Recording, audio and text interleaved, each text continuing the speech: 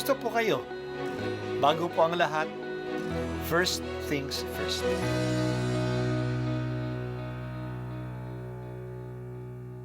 Good morning po. Sinisimulan po natin ngayon ang first things first. At dito po, tinatalakay natin sa unang bahagi ng umaga natin ay ang first readings na binabasa po sa banal na misa.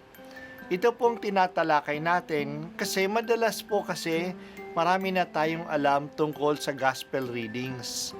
Pero konti po ang nagsasalita sa first readings. Pero ang first readings, bahagi din po yan ng Biblia, ng banal na kasulatan. Kaya susubaybayan po natin ang mga first readings, basahin po natin at kuminsan kailangan ng basahin ng 2 o 3 beses bago maintindihan kasi hindi po tayo familiar sa mga istorya at sa mga kaisipan na tinatalakay dito. Ang pagbasa mula sa unang sulat ni Apostol San Pedro. Mga pinakamamahal, sa matatandang namamahala sa inyo, nananawagan ako bilang isa ring matanda tulad ninyo. Nasaksihan ko ang paghihirap ni Kristo at makakahati naman ako sa karangalang nalalapit ng ipahayag. Ipinamamanhi kong alagaan ninyo ang kawang ipinagkatiwala sa inyo ng Diyos. Pamahalaan ito ng maluwag sa loob, hindi napipilitan lamang, sapagkat iyan ang ibig ng Diyos.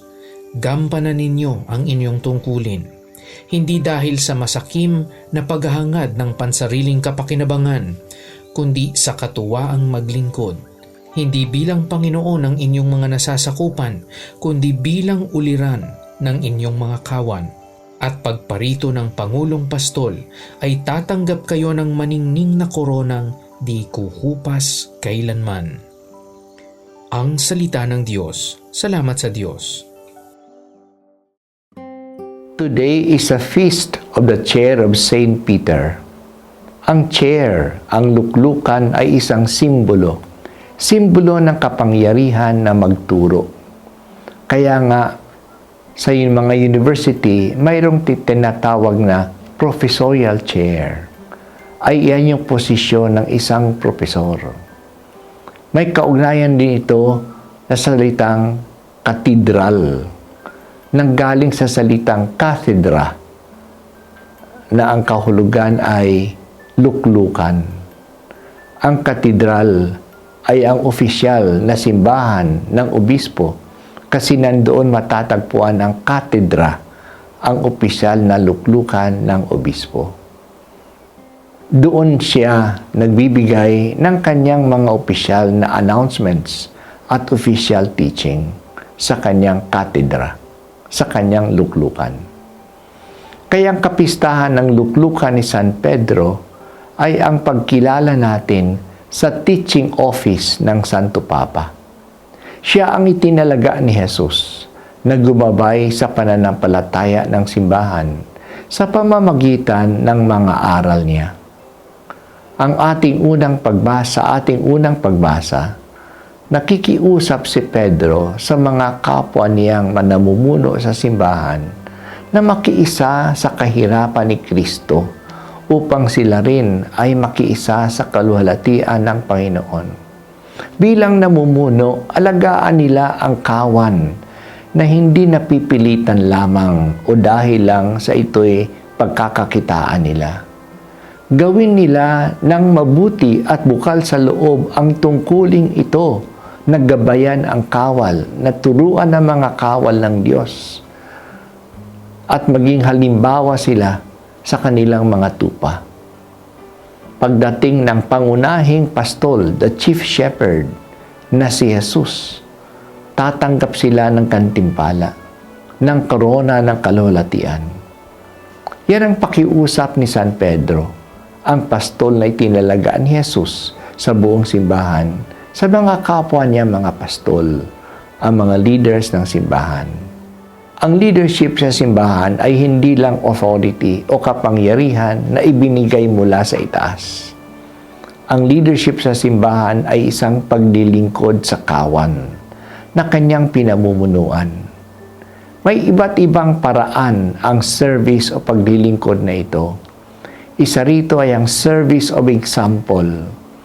Sila dapat ay maging huwaran ng mga tao. Sila yung gagayahin ng mga tao kung paano magmahal sa Diyos at tumulad kay Jesus.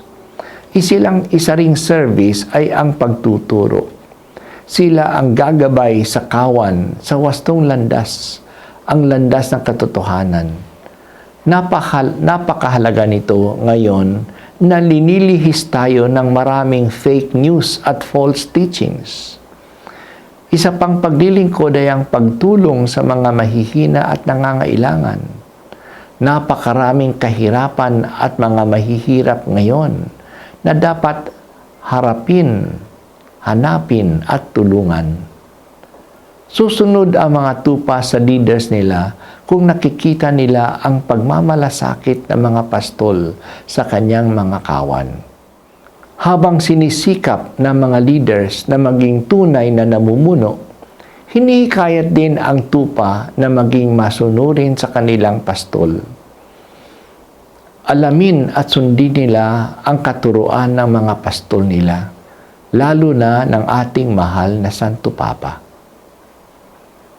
Panginoong Hesus, nasasaksihan po namin ang mahirap na tungkulin ng aming Santo Papa sa kanyang paggabay sa buong simbahan.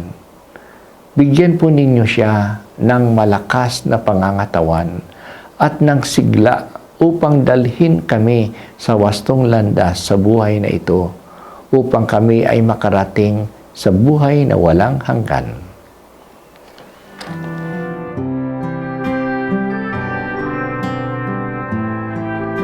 At ako po ay si Bishop Broderick Pabilio dito sa First Things First.